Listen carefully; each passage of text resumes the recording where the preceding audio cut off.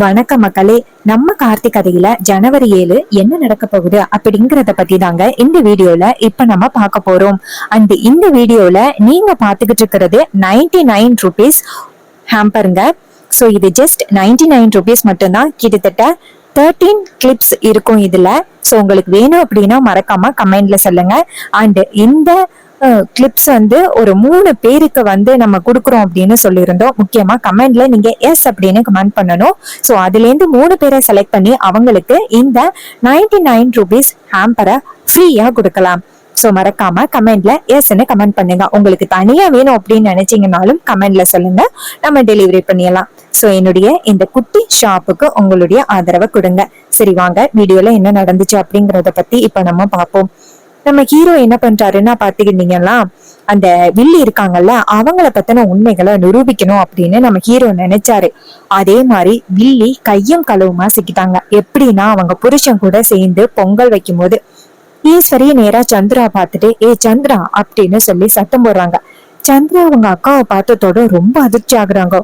ஐயோ அக்காக்காரி எப்படி இங்க வந்தான்னு தெரியலையே அப்படின்னு ஷாக் ஆகுறாங்க. ஹீரோ நேரா அவங்க அத்தைய பார்த்து பாத்தீங்களாத்த, உங்க தங்கச்சி இந்த மாதிரிதான் அவங்க புருஷனை வந்து இப்படி அடிக்கடி சந்திக்கிறாங்க. இந்த பொங்கல் வந்துட்டு அவரு கூட சேர்ந்து வைக்கணும் அப்படின்னு முக்கியமா பாத்தீங்களா, உங்களுக்கு தெரியாம என்ன பண்ணிக்கிட்டு இருக்காங்கன்னு பாத்தீங்களா அப்படின்னு. இது கேட்டதும் ஈஸ்வரிக்கு ரொம்ப அதிர்ச்சியா இருக்கு. ஈஸ்வரி நேரா சந்திரா அப்படின்னு சத்தம் போட்டு இங்க வாடி அப்படின்னு சொல்ல, வில்லி நேரா அவங்க அத்தைய பார்த்து அத்தை அக்கா கிட்ட வசமா சிக்கிட்டாங்க அத்தை, அவன் இந்த மாதிரி பண்ணுவான் அப்படின்னு நான் எதிர்பார்க்கவே இல்லை. அவனுக்கு தெரியாது அப்படின்னு நினைச்சுதான் வந்தேன். கடைசியில நான் இங்க வரத அவன் எப்படியோ தெரிஞ்சுக்கிட்டு பின்னாடியே வந்துட்டான். சரி நான் எப்படியாவது சமாளிக்கிறேன் அப்படின்னு சொல்லிட்டு நேரா அவங்க அக்கா கிட்ட போயிட்டு வாக்கா இங்கே என்னக்கா பண்ற அப்படின்னு. அதுக்கு ஈஸ்வரி கேக்குறாங்க, ஏய் அத நான் கேட்கணும்டி, இங்க நீ என்னடி பண்ற? இவனுக்கும் நம்ம குடும்பத்துக்கும் ஆகாதுன்னு உனக்கு தெரியும், இவனை எதுக்கடி நீ வந்து பாக்க வந்த அப்படின்னு சொல்லி கேட்க, அப்ப மயில சொல்றாரு, அத்தை உங்களுக்கு தெரியலையா, பொங்கல் வரப்போகுதுல்ல, அதான் புருஷன் கூட சேர்ந்து பொங்கல் வைக்கிறதுக்காக வந்திருக்காங்க அவங்க புருஷன் கூட. இதை கேட்டதும் ரொம்ப ஷாக் ஆகுறாங்க ஈஸ்வரி. அப்ப ஹீரோ சொல்றாரு, அத்தை இததான் நான் உங்ககிட்ட ரொம்ப நாளா நிரூபிக்கணும் அப்படின்னு நினைச்சுக்கிட்டு இருந்தேன். இப்போ உங்களுக்கு கேள்வி எல்லாத்துக்குமே விடை தெரிஞ்சிருக்கும். வீட்டுக்குள்ள அந்த பைய கொண்டாந்து இருந்தது, நகை காணாம போனது, 50 லட்ச ரூபாய் பணம் காணாம போனது, இது எல்லாத்தையுமே நீங்க மேட்ச் பண்ணி பாத்தீங்கன்னா உங்க தங்கச்சிதான் அப்படிங்கறது உங்களுக்கு நல்லாவே தெரியும். இதை கேட்டதும் ஈஸ்வரி நேரா அவங்க தங்கச்சிய பார்த்து, இது வரைக்கும் இவங்க எல்லாரும் சொன்னாங்க, நான் நம்பவே இல்லை. ஆனா இப்ப நான் நேரடியா பார்த்ததோட எனக்கு ரொம்ப அதிர்ச்சி ஆகுது. என் தங்கச்சி இப்படி ஒரு துரோகத்தை எனக்கு பண்ணிட்டாலே அப்படின்னு நினைக்கும் பொழுது எனக்கு வேதனையா இருக்கு. ஏண்டி இப்படி ஒரு காரியத்தை பண்ண, உனக்கு நான் என்னடி குறை வச்சேன் அப்படின்னு சொல்லி கேட்க, அதுக்கு வில்லி சொல்றாங்க, அக்காக்கா நீ நினைக்கிற மாதிரி எல்லாம் ஒண்ணும் கிடையாதுக்கா. அதுக்கு மயில சொல்றாரு, இங்க பாருங்க சின்னத்தை, உங்க புருஷன் கூட சேர்ந்து பொங்கல் வைக்கிறத அத்தை வந்து கண்ணுக்கு எதிரே பாத்துட்டாங்க. பார்த்தும் நீங்க இல்லைன்னு சொல்றது கொஞ்சம் கூட நியாயமே இல்லை. உங்களுடைய தப்ப வந்துட்டு ஒத்துக்கிட்டு நீங்க வந்துட்டு இப்ப மன்னிப்பு கேட்க போறீங்களா இல்லையா அப்படின்னு. அதுக்கு வில்லி சொல்றாங்க, இங்க பாருங்க நீங்க நினைக்கிற மாதிரி எல்லாம் எதுவுமே கிடையாது, அவருதான் என்ன ரொம்ப கம்பல் பண்ணி கூப்பிட்டாரு. அதுக்கு மயிலி கேக்குறாங்க, ஏன் சின்னத்த அவங்க கம்பல் பண்ணி கூப்பிட்டாங்க அப்படின்னா நீங்க ஒரு வார்த்தை அத்தை கிட்ட கேட்கணும்ல, அத்தை கிட்ட கேட்டுட்டுதான் நீங்க வந்துட்டு இங்க வந்திருக்கணும். அதை விட்டுட்டு அத்தை கிட்ட நீங்க எதுவுமே கேட்காம இவரை நீங்க பார்க்க வந்திருக்கீங்க. சோ இத நாங்க எந்த வகையில ஏத்துக்கிறது? உங்களுக்கு அத்தையோட பேச்சு கொஞ்சம் கூட முக்கியமே இல்லை அப்படிங்கிறது எங்களுக்கு நல்லாவே தெரியுது. பாத்தீங்களா அத்த இப்போ என்ன பண்ணிக்கிட்டு இருக்காங்க உங்க தங்கச்சி அப்படின்னு.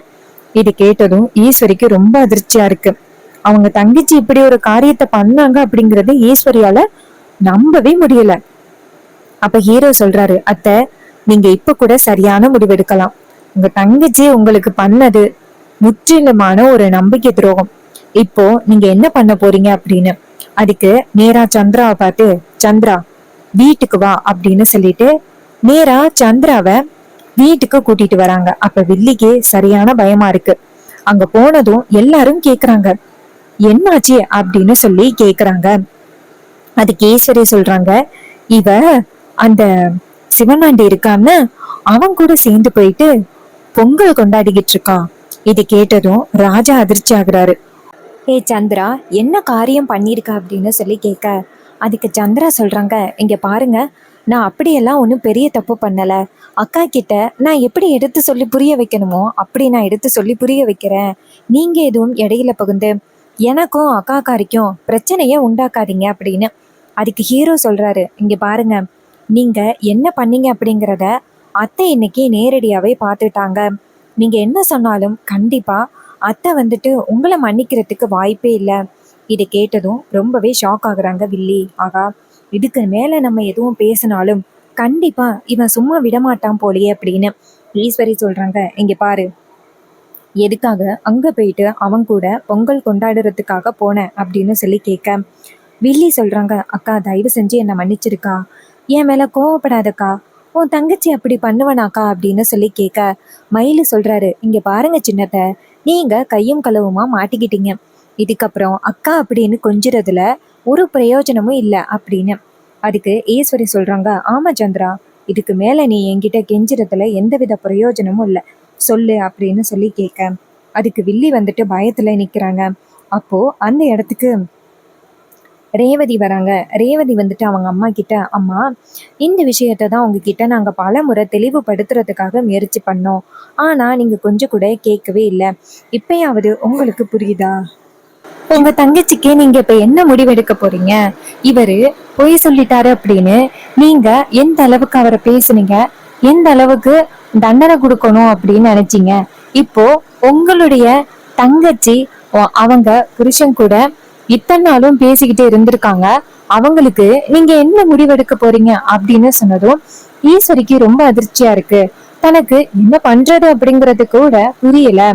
அப்ப ஹீரோ சொல்றாரு, இங்க பாருங்கத்த, கூடவே இருக்கிற நம்பிக்கை துரோகிய என்னைக்குமே வீட்டுல வச்சிருக்க கூடாது, அவங்கள அனுப்புங்க அப்படின்னு சொன்னதும் ஈஸ்வரி சொல்றாங்க, சரி நான் அனுப்பிடுறேன் அப்படின்னு நேரா வில்லிய பார்த்து, இங்க பாரு சந்திரா, நீ எனக்கு இத்தனை நாளும் இவ்வளவு பெரிய துரோகத்தை பண்ணிக்கிட்டு இருப்ப அப்படின்னு நான் கொஞ்சம் கூட எதிர்பார்க்கவே இல்லை. இதுக்கப்புறமும் நீ இங்க இருக்கிறதுல எந்த வித பிரயோஜனமும் இல்லை. உனக்கு உன் புருஷன் கூட சேர்ந்து சந்தோஷமா வாழணும் அப்படின்னு உனக்கு தோணுச்சு அப்படின்னா நீ இந்த இடத்தை விட்டு போய்கிட்டே இரு அப்படின்னு சொன்னதும் ரொம்பவே அதிர்ச்சி ஆகுறாங்க நம்ம வில்லி. அவங்க அக்காவோட கால்ல விழுந்து, அக்கா என்ன மன்னிச்சிருக்கா, இதுக்கப்புறம் நான் இந்த மாதிரி தப்ப நான் என்னைக்குமே பண்ணிக்க மாட்டேன், தயவு செஞ்சு என்னை மன்னிச்சு ஏத்துக்கிடுக்கா அப்படின்னு சொல்ல, அதுக்கு ஈஸ்வரி சொல்றாங்க, இங்க பாரு, என்கிட்ட இனிமே பேசி எந்த வித பிரயோஜனமும் இல்ல. நீ எப்போ எனக்கு இவ்வளவு பெரிய துரோகத்தை பண்ண அப்படின்னு எனக்கு தெரிஞ்சுச்சோ அப்பவே நான் மனசு உடைஞ்சு போயிட்டேன். தயவு செஞ்சு நீ என்கிட்ட பேசாத அப்படின்னு சொல்லிட்டு ரொம்பவே சோகத்தோட பேசுறாங்க. இதையெல்லாம் பார்த்துட்டு ரொம்ப கவலைப்படுறாங்க நம்ம ஹீரோ. தான் சொந்த அத்தை தன்னுடைய தங்கச்சி தனக்கு துரோகம் பண்ணிட்டாங்க அப்படிங்கறது தெரிஞ்சு அவ்வளவு கவலைப்பட்டாங்களே அப்படின்ட்டு வேதனைப்படுறாங்க. அப்போ ஈஸ்வரி நேரா சந்திராவோட ரூமுக்கு போயிட்டு அங்க இருக்கிற பொருட்கள் எல்லாத்தையுமே எடுத்துட்டு வந்து வெளியில வீசுறாங்க. வில்லி இத பார்த்துட்டு ரொம்ப அதிர்ச்சி ஆகுறாங்க. அவங்க அக்காவோட கால்ல விழுந்து கெஞ்சுறாங்க, அக்கா என்ன மன்னிச்சு ஏத்துக்கிடுக்கா அப்படின்னு சொல்லி கேட்க, அதுக்கு ராஜா சொல்றாரு, ஏ சந்திரா, போதும் சந்திரா, உன்னுடைய நடிப்பை நிப்பாட்டு. நீ ரொம்ப நாளா அந்த சிவனாண்டி கூட தொடர்புல இருக்கிற அப்படின்னு எங்க எல்லாருக்குமே தெரியும். அத ஈஸ்வரிக்கு எப்படி நிரூபிக்கிறது அப்படின்னு தான் எங்களுக்கு தெரியாம ரொம்ப குழம்பி போயிருந்தோம். ஆனா இப்போ நீ என்னெல்லாம் பண்ண அப்படிங்கறத நாங்க தெரிஞ்சுக்கிட்டோம். இனிமேலும் நீ இந்த வீட்டுல இருக்க வேண்டிய அவசியமே கிடையாது. வீட்டை விட்டு வெளியில போ, என் பொண்டாட்டி உன்னை பத்தி புரிஞ்சுக்கிட்டா அப்படின்னு சொன்னதும் ரொம்பவே அதிர்ச்சி ஆகுறாங்க வில்லி. அவங்க அக்காவை பார்த்து கெஞ்சுறாங்க. ஆனா ஈஸ்வரி கேட்கவே இல்லை.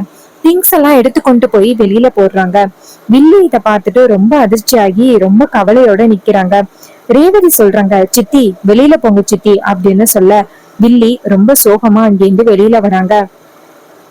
ஹீரோ நேரா அங்க வில்லி கிட்ட போயிட்டு, இங்க பாருங்க, இதே மாதிரி ரொம்ப நாள் அத்தையை ஏமாத்திக்கிட்டு அத்தைக்கு பிரச்சனை கொடுத்துக்கிட்டு இருக்கலாம் அப்படின்னு நீங்க நினைச்சீங்கல்ல, இப்போ எல்லாத்துக்கும் ஒரு முடிவு கட்டியாச்சா அப்படின்னு சொல்லி பேச, இதை கேட்டதும் வில்லி செம்ம கோவப்படுறாங்க. சோ இந்த கதை உங்களுக்கு பிடிச்சிருந்துச்சுன்னா இந்த வீடியோவுக்கு மறக்காம லைக் பண்ணிக்கோங்க. நீங்க லைக் பண்றதுதான் எங்களுக்கு அடுத்தடுத்து வீடியோஸ் போடுறதுக்கு ரொம்பவே இன்ட்ரெஸ்டிங்கா இருக்கும். சோ மறக்காம லைக் பண்ணிட்டு இந்த வீடியோவை பாருங்க. இதே மாதிரி வேற ஏதாவது ஒரு கதையில பார்ப்போம். தேங்க்யூ ஃபார் வாட்சிங்.